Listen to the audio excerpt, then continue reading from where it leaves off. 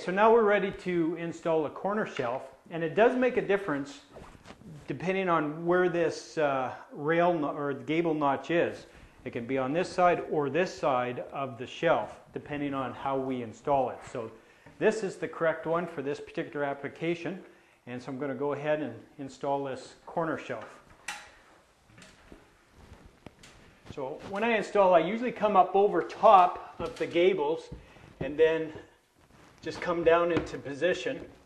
And I find this is the easiest way to do it without scratching anything. And then I need a couple of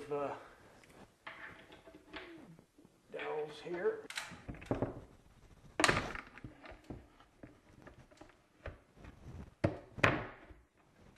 And there we go. It's always important to have good plans so you can see what you need to install next.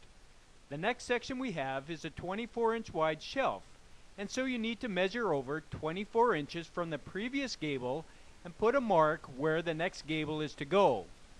After moving the gable, install a fixed shelf from above as I did before, and then tighten all the VB cam fittings to make sure they're secure. So once all the top shelves are installed, now I'm just going to go along and install all the bottom shelves.